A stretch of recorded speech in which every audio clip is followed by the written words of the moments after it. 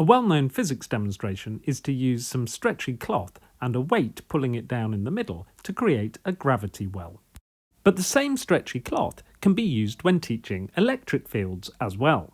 The Perimeter Institute have produced some useful resources which describe how to do this, which you can download using a link in the description. To represent the electric potential around a positive charge, I've pushed up the cloth in the middle using a bottle on top of a clamp stand. In this model, the gravitational force is analogous to the electrostatic force. The initial direction that the ball rolls in when released represents the direction of the electric field at that point. By releasing the ball in lots of different places, I can build up a picture of the electric field. If you're confident it'll wash out, you could draw this electric field on using chalk. But if I want to draw something more interesting, I could move my positive charge, or clamp stand with the bottle on the top, towards one side, and then add a neodymium magnet on top and a 2 kilogram mass underneath, which will act as a negative charge, which will pull down the cloth.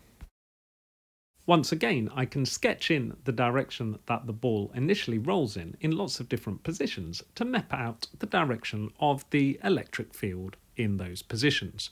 And here I can draw in a field line that goes from the positive charge to the negative charge.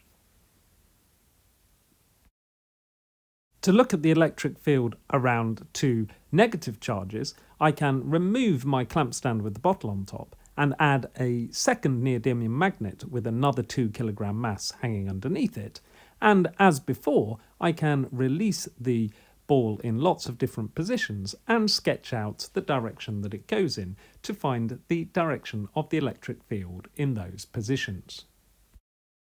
You can either do this as a demonstration, like I'm doing with a large-scale apparatus, or you can use smaller embroidery hoops holding smaller pieces of cloth and then get students to do this individually or in small groups.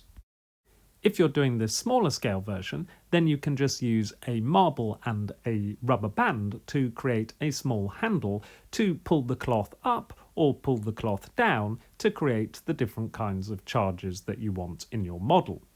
And with several people in the group, you can just hold the hoop and you don't need the large number of clamp stands that I'm using.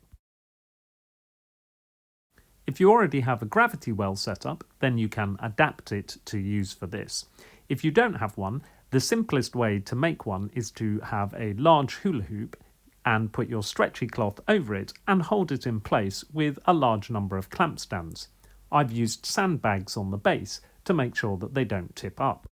You can then use a taller clamp stand with a bottle on top to create a positive charge which pushes the cloth up,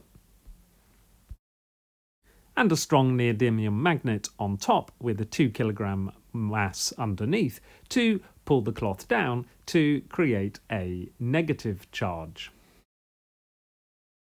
I used a ping pong ball as my positive test charge because it is large and easy to see, but marbles work well as well.